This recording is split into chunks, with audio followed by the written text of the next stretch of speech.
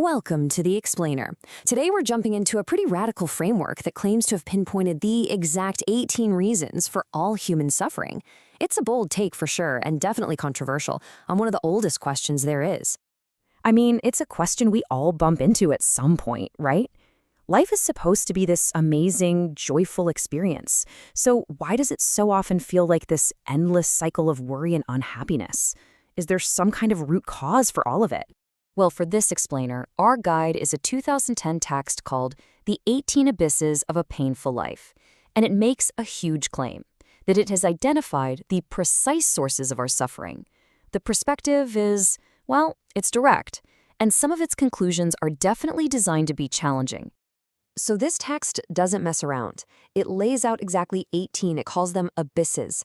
Think of them like deep pits or traps that it says lead us away from a life of freedom and straight into a sea of suffering. Let's break them down. Okay, so where does this journey into suffering even begin? According to the author, it doesn't start with our circumstances. It starts internally with the fundamental way we see the world and our place in it. The text points to these core beliefs that, honestly, we often don't even question, like the idea that our whole purpose is tied to money or that getting married is some kind of mandatory life goal. The author calls this a flawed worldview, because if your internal compass is fundamentally broken, then every single step you take, no matter how good your intentions are, is just going to lead you further and further into suffering. And the author says these aren't just minor flaws. They are these self-perpetuating cycles of pain.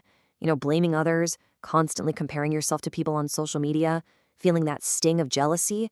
These are described as powerful little engines inside of us that just guarantee misery. And fighting against your own nature, that's like trying to swim up a waterfall. It's just exhausting, and you're never going to win. Next up, the author shows how all these internal thoughts start to show up as outward actions, and these are linked directly to the ego. These are the behaviors that create that constant friction with the world and all the people around us. So these traits, selfishness, greed, arrogance, you see the list, they're not presented as just simple character flaws. They're framed as active traps. That need to always win, to be better than everyone else, or to try and mold people into what we want them to be, that's a direct recipe for conflict and some really deep personal dissatisfaction. And then the author just distills all of this down into one really powerful, provocative statement. By calling comparison evil, the text isn't just trying to be dramatic. The argument is that the very second we decide to measure our own worth against someone else's, we have willingly just injected poison right into our own minds. All right, finally, the author takes a look at our relationship with the external world, the people, the things, the ideas we desperately cling to for security. This part argues that what we often see as our sources of stability are actually the heaviest chains we carry. The author lays out this really dangerous three-step path. And it starts pretty innocently, right? Just dependency, relying on someone or something for your happiness. But then that dependency hardens into this desperate clinging. And finally, that clinging festers into a need to possess and control, which is just a state of constant gnawing fear. In this view, the very things we go looking for to feel secure ironically become the main sources of our anxiety. Now, this is one of the more challenging ideas in the whole text. Our conventional romantic ideals, finding your one true love, the eternal vows, exclusivity, are completely reframed here. The author calls this poisoned love and argues that any relationship that's built on possession or exclusivity is, by its very nature, a form of painful emotional bondage. And this is where we see the text's most radical claim. It takes the institutions that we see as the very bedrock of our society, family, religion, country, and calls them programmed procedures. The idea is that these systems come with all these pre-written rules and expectations that just limit our individual freedom.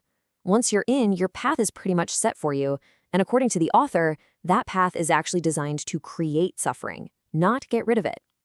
So, after diagnosing these 18 different causes of suffering, everything from our own internal thoughts to our external attachments, what does the author say is the solution? How are we supposed to escape all this? So what's the solution? Well, the author's prescription is every bit as radical as the diagnosis. It's not about finding a healthy balance or learning to manage your jealousy. It's not about just having a less possessive relationship. Nope. The only path to true freedom, according to this text, is total, uncompromising separation, a complete and total break from all 18 of these abysses. And that leaves us with a final thought to really chew on from this unique and pretty provocative perspective.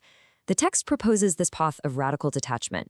But is true freedom really achieved by severing our connections to the world, or is it found by learning to engage with them in a new, healthier way?